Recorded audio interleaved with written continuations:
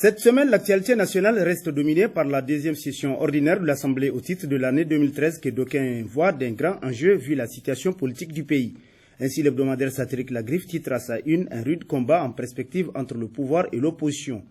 Pour ce journal, même si elle sera essentiellement consacrée à l'examen et à l'adoption du budget 2014, cette session est beaucoup plus attendue des Nigériens en raison du contexte politique tumultueux dans lequel elle va se tenir.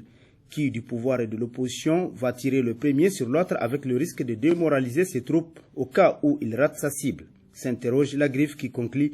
Les Nigériens ont en tout cas retenu leur souffle et attendent impatiemment l'ouverture de la session de l'Assemblée nationale. Quant à l'autre hebdomadaire satirique Le Canard déchaîné, la motion de défiance contre Mamadou, pourquoi le PNDS hésite à constituer l'un des titres à sa une cette semaine.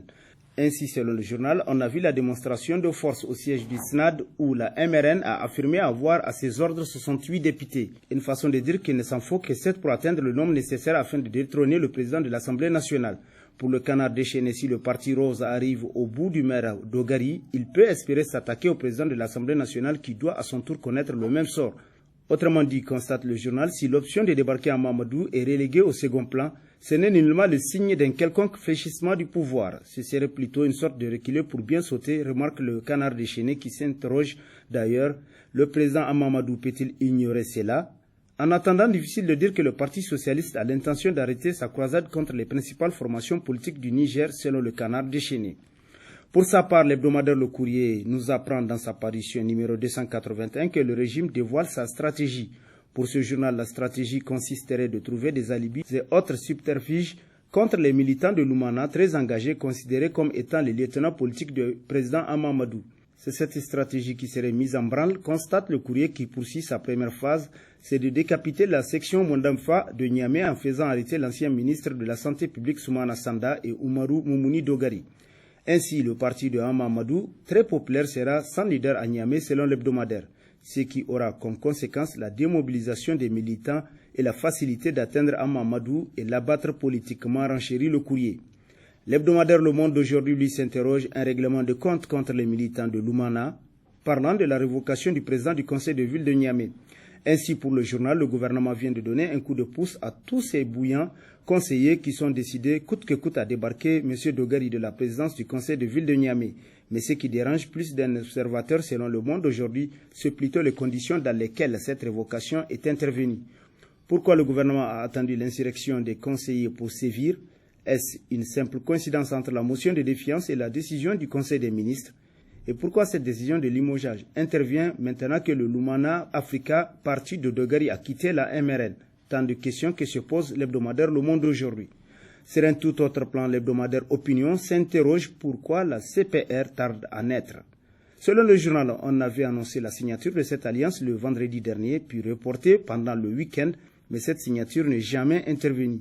Pourquoi tous ces atermoiements pour signer une alliance qui allait de soi en apparence?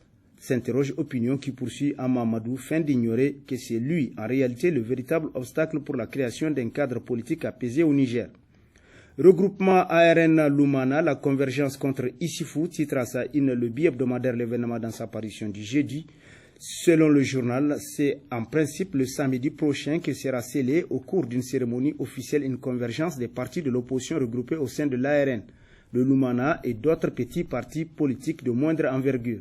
Cette nouvelle coalition de l'opposition prendra la dénomination de la Convergence pour la République CPR et aura comme leader Seni Oumarou, nous apprend l'événement qui poursuit. Mais chose curieuse, cette coalition ressemble à quelques différences près à celle qui a été mise en place à la veille du second tour de la présidentielle de 2011 pour barrer la route à Mahamadou Issoufou avant que Mahamadou ne tourne kazakh. Aujourd'hui qu'elle décide de se reconstituer à nouveau, il y a lieu de s'interroger sur ses chances réelles de pouvoir inquiéter le Gouri qui a réussi la prouesse de créer des labos en puissance au sein des grandes formations politiques de cette même opposition, constate l'événement.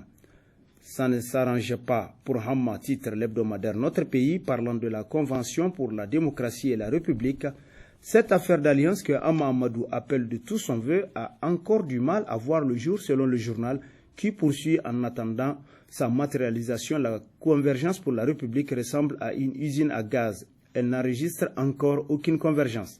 L'enjeu de ce nouveau regroupement, assuré autour de lui, parlant de Hamamadou, une ceinture de sécurité et se constituer une assurance vie pour son poste de président d'Assemblée nationale qui, pour l'instant, chancelle avec la menace d'un éventuel vote de défiance par les parlementaires, souligne l'hebdomadaire Notre Pays. Dans le même chapitre, l'unique quotidien privé de la place, l'enquêteur nous apprend que Tandja Mamadou entre aussi dans la danse. Selon le journal, au lendemain de la décision du bureau politique du MNSD Nasara d'accepter le parti Modem Faloumana à ses côtés dans l'opposition, nous apprenons que l'ex-président Tandja Mamadou a reçu les députés de son parti à son domicile jeudi 3 octobre. Il est difficile de ne pas lier les défaits, souligne l'enquêteur qui poursuit. Nous supposons le vieux assez fin et profond pour laisser entrevoir sa préférence, sans cependant l'énoncer formellement, suivant en cela la règle de conduite qu'il s'est imposée en quittant les affaires. Dans ces colonnes, l'hebdomadaire de l'actualité s'est intéressé cette semaine à l'éducation en titrant « Quand la discipline des enfants fait défaut ». De nos jours, selon le journal, vous remarquerez que les enfants et les adolescents ne sont pas disciplinés et sont de plus en plus irrespectueux sans aucune moralité. Ils sont superficiels, indifférents à la culture locale. La morale et l'instruction civique qui s'apprennent à l'école ne servent plus à grand-chose apparemment. À qui la faute, s'interroge à l'actualité, qui poursuit dans l'éducation d'un enfant doit intervenir 3 acteurs, les parents, les éducateurs et la société dans laquelle ils évoluent. Selon l'actualité, les médias aussi ont une mauvaise influence sur l'éducation des tout petits car ils interviennent au moment le plus favorable pour apprendre. C'est sur cette situation qui nous interpelle tous que prend fin cette rubrique. Prochain rendez-vous dans une semaine. Plaise à Dieu avec toujours la même passion de vous servir. Bonne lecture et au revoir.